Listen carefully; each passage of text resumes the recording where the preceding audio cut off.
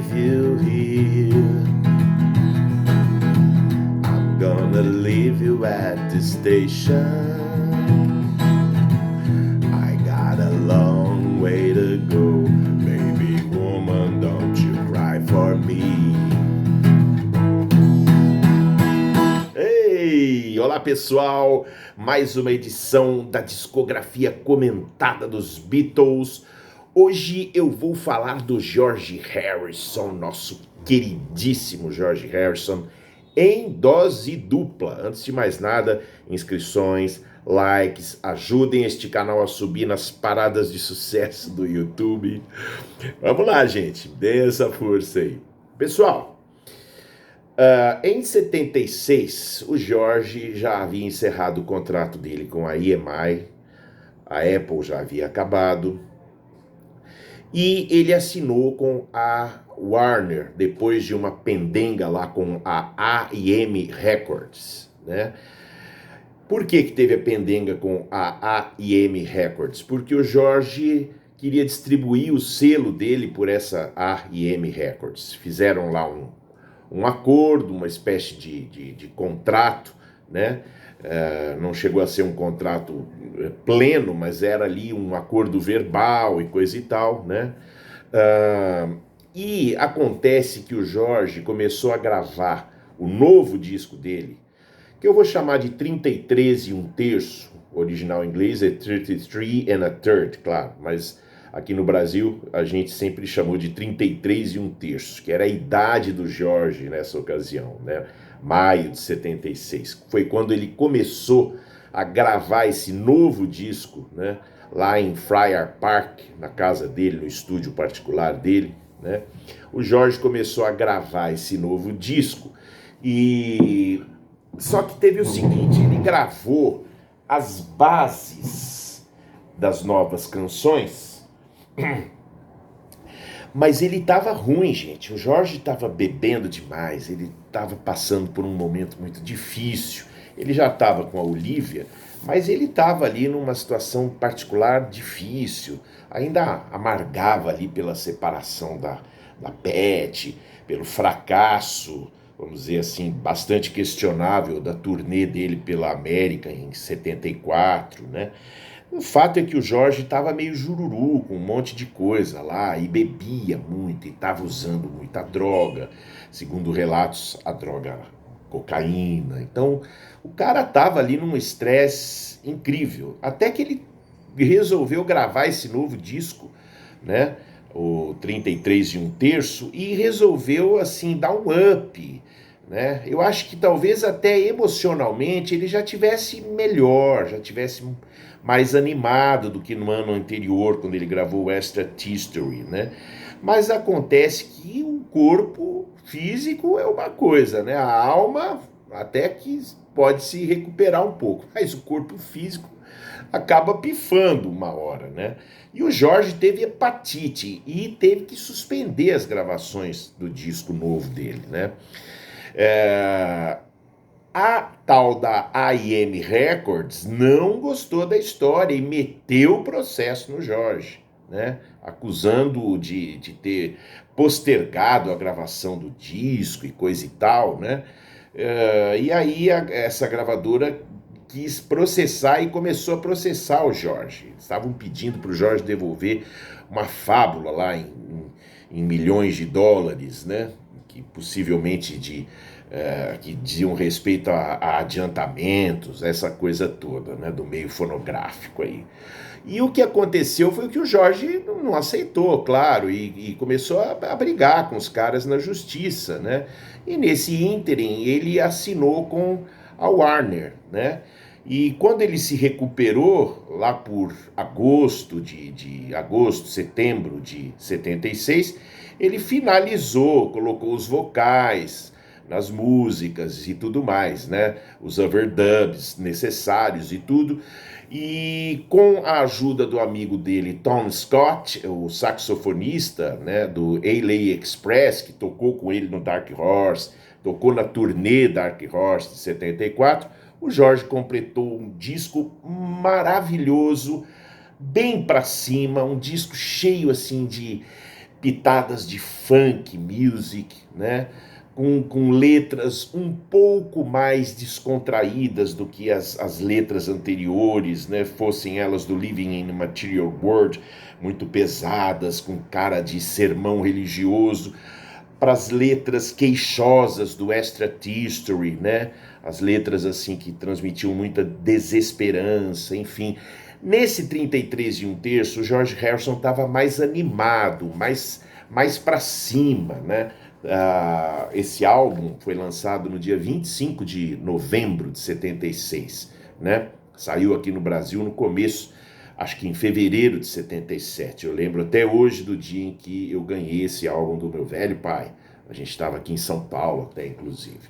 Né? Então você vê que o Jorge, ele estava parecendo assim mais moderno, mais atualizado para aquela época, né? Apesar de ser uma época de disco music, discoteque, ao contrário do Ringo, o Jorge não entrou muito nessa onda. Mas o Jorge, desde 74, na turnê Dark Horse, ele já vinha assim experimentando, flertando com a soul music, né? O Jorge gostava muito, por exemplo, do Billy Preston, que participa nesse disco, inclusive, também, né? O Billy era um artista àquela altura de muito sucesso, era um expoente importante da soul music, do funk americano naquele momento. O George era muito próximo dele e sofria muita influência do Billy, e essa influência transpareceu aqui de forma mais cristalina, né? As músicas são perfeitas. Lado A, Woman Don't You Cry For Me, um número que o George compôs na época do All Things Must Pass. Aqui ele fez um arranjo bem pesado para essa música, um rock, mas com aquele fundinho de funk muito legal, né? Dear One é a balada acústica e vamos dizer assim, a Be Here Now, né, deste disco. Be Here Now é aquela música linda do Living in a Material World, meditativa. Dear One é a música meditativa desse disco.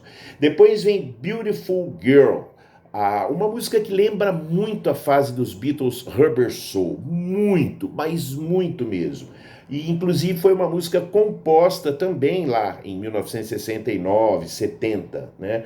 Aqui o George regravou com um arranjo muito bonito, um trabalho perfeito de guitarra dele. Aliás, aqui na fase desse disco, o George se encontrava no melhor dele, na minha opinião, como guitarrista, né? Assim, ele estava muito habilidoso, ele estava assim, ele ainda não tinha assim, já estava com o estilo slide dele, claro, mas ainda não tinha virado essa coisa um pouco enjoativa que eu acho que virou nos últimos anos, nos anos 80 e 90. Eu acho que o timbre da guitarra dele vamos dizer, a digitação, né? A forma como ele fazia os solos, o movimento dos dedos dele, estava mais ágil aqui nessa época. Então você ouve solos assim melódicos, característicos dele, mas com uma pegada mais rápida, com maior dinamismo, né?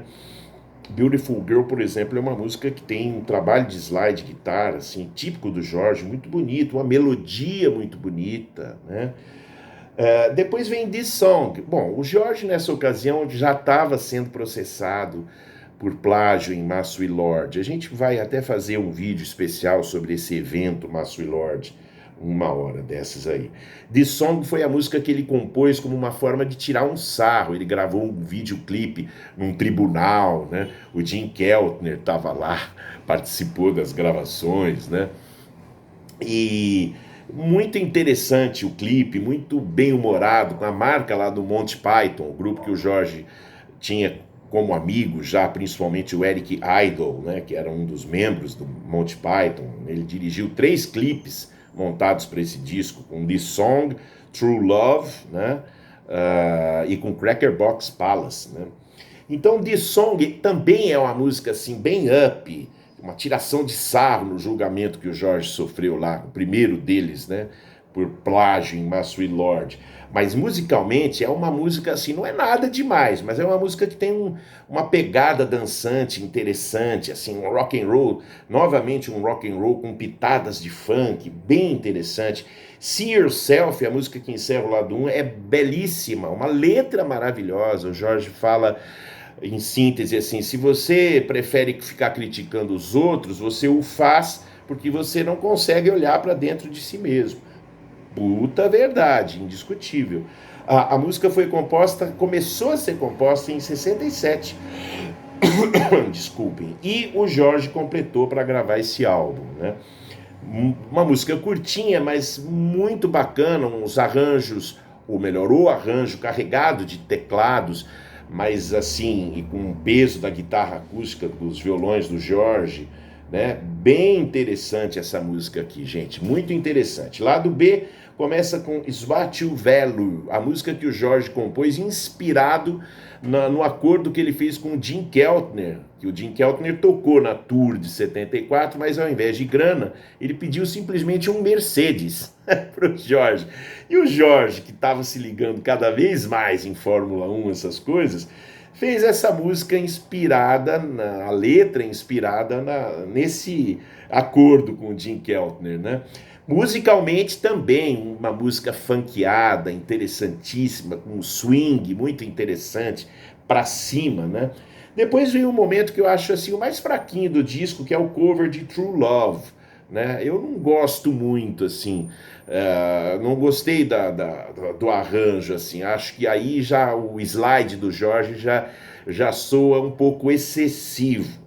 Mas ainda assim ele deu uma revigorada, deu uma roupagem pop para esse clássico que foi cantado e interpretado pelo Cole Porter nos anos 50, né? Aí vem Pure Smokey, uma música que o Jorge fez, mais uma, como uma homenagem ao Smokey Robinson. Ele já tinha feito Ooh Baby no Extra History.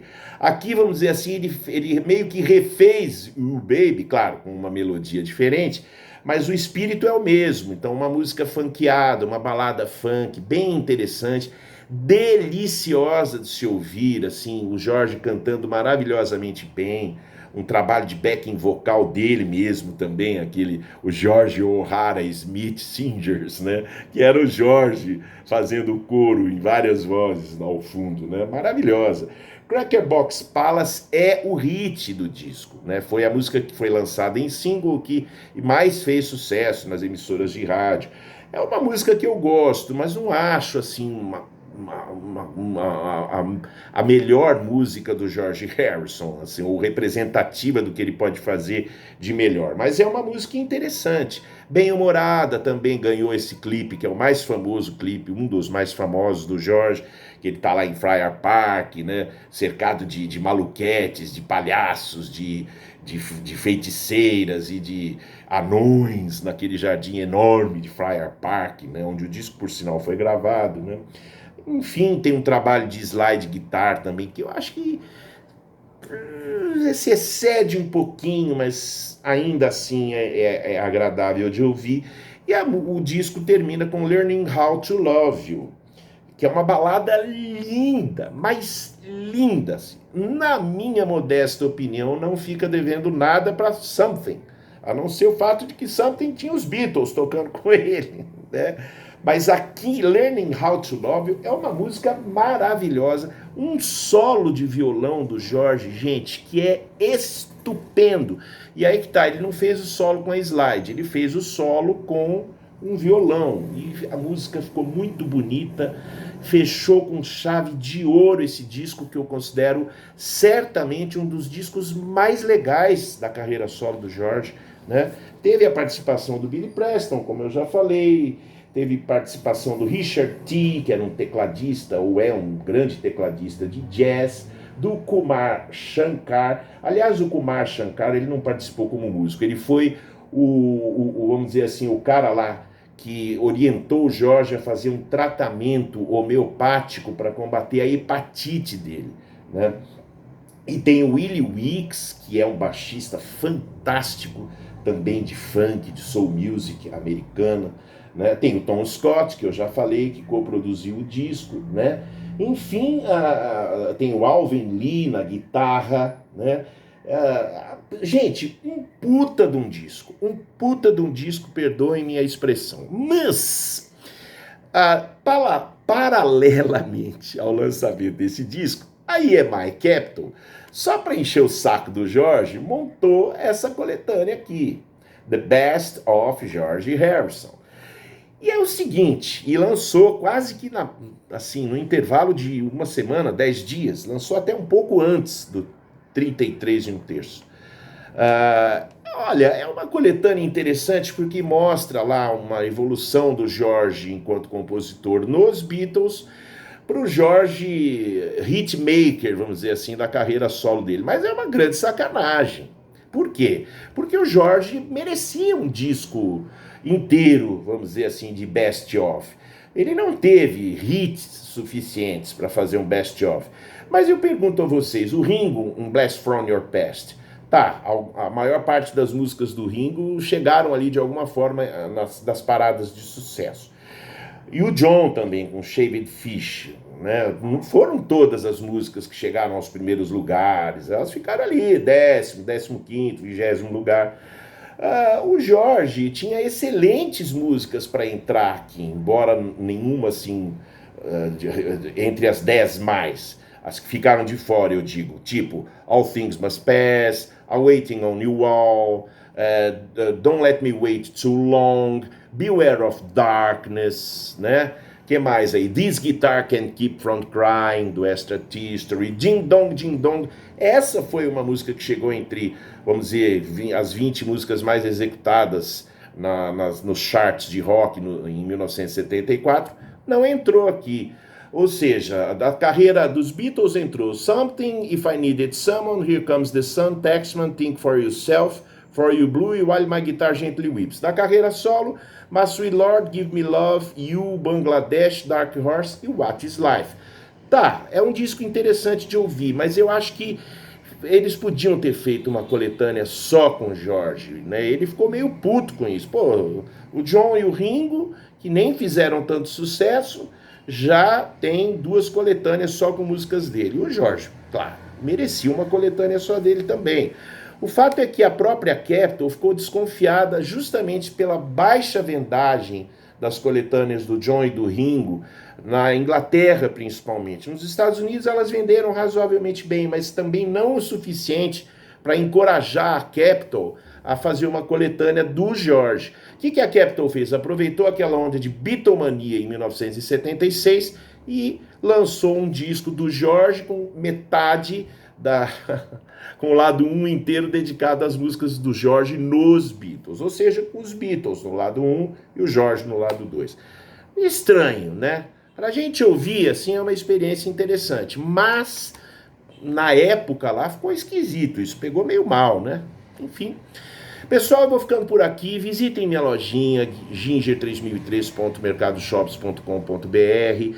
Deem likes nesse canal, compartilhem. A gente volta em breve com mais um vídeo para vocês. Até mais. Valeu, gente!